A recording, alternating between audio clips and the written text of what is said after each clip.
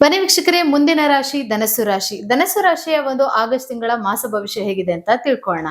Madam, ಮುಂದಿನ ರಾಶಿ ಧನಸ್ಸು ರಾಶಿ. ಧನಸ್ಸು ರಾಶಿ ಬಗ್ಗೆ ತಿಳಿಸ್ಕೊಡಿ. ಖಂಡಿತ. ರಿಲ್ಯಾಕ್ಸ್ ಸ್ಟುಡಿಯೋ ವೀಕ್ಷಕರಿಗೆ ನನ್ನ ನಮಸ್ಕಾರಗಳು. ಬನ್ನಿ, ಧನಸ್ಸು ರಾಶಿಯವರಿಗೆ ಶುಕ್ರನ ಒಂದು ಬದಲಾವಣೆ ಆಗಸ್ಟ್ ತಿಂಗಳಲ್ಲಿ ಯಾವೆಲ್ಲ ಶುಭ ಫಲಗಳನ್ನ ಕೊಡುತ್ತೆ ನೋಡ್ತಾ ಹೋಗೋಣ. ನೋಡಿ, ಧನಸ್ಸು ರಾಶಿಗೆ ಆಲ್ರೆಡಿ ಗುರು ಅಷ್ಟಮದಲ್ಲಿದ್ದಾನೆ.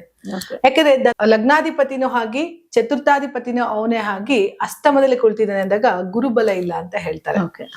ನೋಡಿ, ಗುರುಬಲ ಇಲ್ಲ ಅಂದ್ರೂ ಕೂಡ ಗುರು ನೋಡುವ ದೃಷ್ಟಿ ಇದೆಯಲ್ಲ, ಅದು ಪವರ್ಫುಲ್ ಅಂತ ಕರಿತೀವಿ. ಆ ಮನೆಗಳನ್ನ ನೋಡಿದಾಗ ಅವನು ಫಲಾನುಫಲಗಳನ್ನ ಕೊಟ್ಟೆ ಕೊಡ್ತಾನೆ. ಗುರು ತಾನಿರೋ ಮನೆನ ವೇದನೆ ಮಾಡಿದ್ರೆ ಶನಿ ತಾನಿರುವ ಮನೆನ ಸಾಕಷ್ಟು ಫಲ ಕೊಡ್ತಾನೆ, ಅಂದ್ರೆ ಶುಭ ಫಲಗಳನ್ನ ಕೊಡ್ತಾನೆ. ಅದೇ ರೀತಿ ಶುಕ್ರ ಇವಾಗ ಧನುಸು ರಾಶಿಯವರಿಗೆ 10ನೇ ಮನೆಯಲ್ಲಿ ನೀಚ ಸ್ಥಾನದಲ್ಲಿ ಇದ್ದಾನೆ. ಲಾಭಾಧಿಪತಿಯಾಗಿ 6ನೇ ಮನೆ ಅಧಿಪತಿಯಾಗಿ 10ನೇ ಮನೆಯಲ್ಲಿ ಇದ್ದಾನೆ. ಸೊ ಶುಕ್ರ ನೀಚ ಸ್ಥಾನದಲ್ಲಿ ಇದ್ದಾಗ ಏನಾಗತ್ತೆ, 6ನೇ ಮನೆಯವನು 10ನೇ ಮನೆಗೆ ಹೋದಾಗ ಸರ್ವಿಸ್ ಓರಿಯೆಂಟ್ ಅಂದ್ರೆ ಕೆಲಸದಲ್ಲಿ ಯಾವ್ದಾರ ಕೆಲಸ ಕಾರ್ಯಗಳಲ್ಲಿ ಹಣವನ್ನ ಮಾಡ್ತಾರೆ, ಅಥವಾ ದಿಢೀರಂತೆ ಯಾವ್ದಾರ ಅವಕಾಶಗಳನ್ನ ಹುಡಿಕೊಂಡು ಬರ್ಬೋದು ಸಂಪಾದನೆಯಲ್ಲಿ, ಅಥವಾ ಕೊಟ್ಟಂತ ಯಾವ್ದಾರ ಒಂದು ಹಣ ಸ್ಟಕ್ ಆಗಿದೆಯಪ್ಪ ಅಂದ್ರೆ ಅದು ಕೂಡ ವಾಪಸ್ ಆಗುವಂತಹ ಸಮಯ. ಯಾಕಂದ್ರೆ ಶುಕ್ರ 10ನೇ ಮನೆಯಲ್ಲಿ ಇದ್ದಾನೆ. ಜೊತೆಗೆ ಲಾಭಾಧಿಪತಿನೂ ಅವನೇ ಆಗಿರೋದ್ರಿಂದ ಏನಾಗುತ್ತೆ, 11th ಹೌಸ್ 10th ಹೋದಾಗ ಮಾಡುವಂತಹ ಕೆಲಸ ಕಾರ್ಯಗಳಲ್ಲಿ ಸಂಪಾದನೆಯ ಮಾರ್ಗವನ್ನ ಕಂಡುಹಿಡಿತಾರೆ. ಏನ್ರಲ್ಲಿ ಮಾಡ್ಬೋದು, ಯಾವ್ದ್ರಲ್ಲಿ ದುಡ್ಡು ಮಾಡ್ಕೊಬಹುದು, ಅಥವಾ ಯಾವ್ದೋ ಒಂದು ಹಣದ ಒಂದು ಮಾರ್ಗವನ್ನ ಹುಡಿಕೊಂಡು ಬರ್ಬೋದು. ಈ ರೀತಿ ಧನುಸು ರಾಶಿ ನಾನು ಯಾವಾಗ್ಲೂ ಹೇಳ್ತೀನಿ, ಬಚಕ್ರದಲ್ಲಿ ಕಾರ್ನರ್ ಮನೆಗಳು ಏನಿದೆ, ಕಾರ್ನರ್ ಹೌಸ್ ಅಂತ ನಾವೇನ್ ಕರಿತೀವಿ, ಇದು ಕೂಡ ಧನುಸು ರಾಶಿ ಕಾರ್ನರ್ ಮನೆ. ಹಂಗಾಗಿ ಈ ಕಾರ್ನರ್ ಹೌಸ್ ಅಲ್ಲಿ ಮಕ್ಕಳೇ ಆಗಿರ್ಲಿ, ಹೆಂಡತಿ ಆಗಿರ್ಲಿ, ಗಂಡ ಆಗಿರ್ಲಿ, ನಿಮ್ಮ ಸ್ನೇಹಿತರೆ ಆಗಿರ್ಲಿ ಅದೃಷ್ಟವಂತರಂತ ಹೇಳ್ಬೋದು. ಓಕೆ, ಯಾಕೆ ರಾಶಾಧಿಪತಿ ಗುರು. ಹೌದು, ಗುರುವಿನ ಕೈಯಲ್ಲಿ ಏನು ಬಿಲ್ಲು ಬಾಣವನ್ನ ಹಿಡಿದಂತರು. ಗುರಿ ಹೇಗೆ ಅವ್ರದ್ದು ನೇರ ದೃಷ್ಟಿ ಅಲ್ಲಿರ್ತದೆ. ಏಕೆಂದ್ರೆ ಬಾಣವನ್ನ ಹಿಡಿದು ನಿಂತಿರ್ತಾರೆ. ಈ ಬಾಣ ಹಿಡಿಯೋದು ಏನಾಗುತ್ತೆ, ಒಂದು ಯುದ್ಧಕ್ಕೂ ನಿಂತಿರ್ಬೋದು, ಇನ್ನೊಂದು ಮಾರ್ಗಕ್ಕೂ ನಿಂತಿರ್ಬೋದು. ಇವೆರಡು ಮಧ್ಯಗಳ ಮಧ್ಯೆ ಧನುಸು ರಾಶಿಯವರು ಯಾಕೆ ಅಷ್ಟರ ಮಟ್ಟಿಗೆ ಪರ್ಫೆಕ್ಷನ್ ಆಗಿರ್ತಾರೆ ಅಂತಂದ್ರೆ, ಬ್ರಹ್ಮಾಂಡಕರವನಾದಂತಹ ಗುರು, ಸಕಲ ವಿದ್ಯೆಗಳನ್ನ ಕೊಡುವಂತಹ ಗುರು ಇವರಿಗೆ ಸಾಕಷ್ಟು ಬುದ್ಧಿಗಳನ್ನ ಕೊಡ್ತಾನೆ.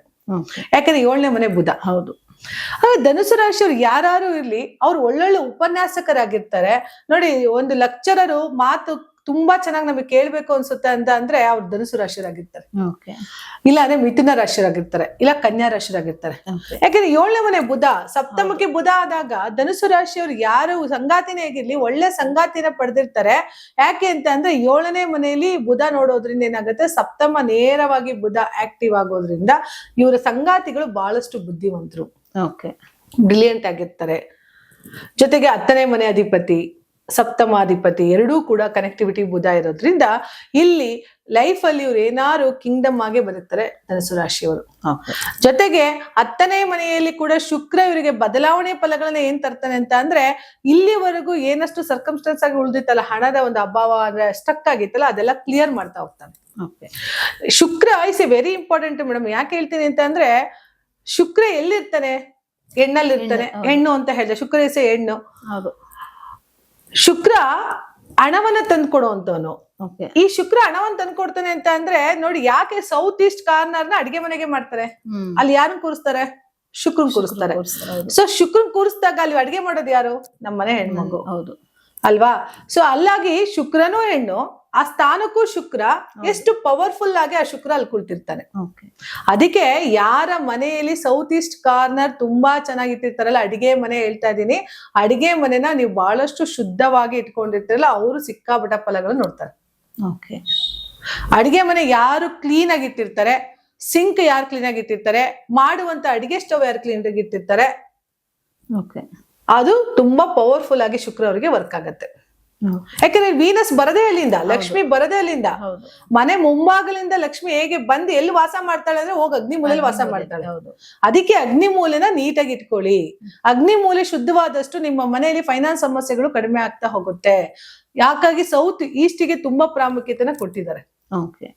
ಓಕೆ, ಹಾಗಾಗಿ ಸೌತ್ ಈಸ್ಟ್ ನಿಮ್ ಮನೇಲಿ ಏನೆಲ್ಲ ಮಾಡ್ತೀರೋ ಅದು ತಕ್ಕಂತೆ ಶುಕ್ರನ ಫಲಾನುಫಲಗಳು. ನಿಮ್ ಜಾತಕದಲ್ಲಿ ಶುಕ್ರ ನೀಚನಿದಾನ, ಪರವಾಗಿಲ್ಲ, ನಿಮ್ ಮನೆ ಸೌತ್ ಈಸ್ಟ್ ನ ಬಲ ಕೊಡ್ಸ್ಕೊಳ್ಳಿ.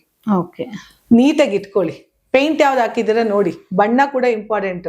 7 ಚಕ್ರಗಳು, ಸಪ್ತ ಸಾಗರಗಳು ಅಂತ ಏನ್ ಕರಿತೀವೋ, ಸಪ್ತ ಚಕ್ರಗಳು ಅಂತ ಏನ್ ಕರಿತೀವೋ, ಬಣ್ಣ ತುಂಬಾ ಇಂಪಾರ್ಟೆಂಟ್. ರಾಹು ಕೇತುಗಳಿಗೆ ನಾವು ಕೌಂಟಿಂಗ್ ಕೊಟ್ಟಿಲ್ಲ. ಗ್ರಹಗಳಲ್ಲಿ ಕೌಂಟಿಂಗ್ ಕೊಟ್ಟಿದೀವಿ ಅಷ್ಟೇನೆ. ಬಟ್ 7 ಅಂತ ಅಂದಾಗ 7 ಗ್ರಹಗಳು ತುಂಬಾ ಇಂಪಾರ್ಟೆಂಟ್ ಆಗತ್ತೆ. ಇಲ್ಲಿ ಶುಕ್ರ ತುಂಬಾ ಚೆನ್ನಾಗಿರ್ಬೇಕು ಅಂದ್ರೆ ನಿಮ್ಮನೆ ಸಿಂಕ್ ತುಂಬಾ ಚೆನ್ನಾಗಿರ್ಬೇಕು. ಅದನ್ನ ಆಕರ್ಷಣೆ ಮಾಡ್ಕೋಬೇಕು ಅಂತ ಅಂದ್ರೆ ನಿಮ್ಮ ಜಾತಕದಲ್ಲಿ ಶುಕ್ರ ಎಲ್ಲಿದ್ದಾರೆ ನೋಡ್ಕೊಳ್ಳಿ. ಜೊತೆಗೆ ಶುಕ್ರ ಇವಾಗ ಧನುಸ್ಸು ರಾಶಿಯವರಿಗೆ 10ನೇ ಮನೆಯಲ್ಲಿ ನೀಚ ಸ್ಥಾನದಲ್ಲಿ ಇರೋದ್ರಿಂದ ಒಳ್ಳೆಯ ಉತ್ತಮ ಫಲಗಳನ್ನ ಕೊಡ್ತಾ ಹೋಗ್ತಾನೆ.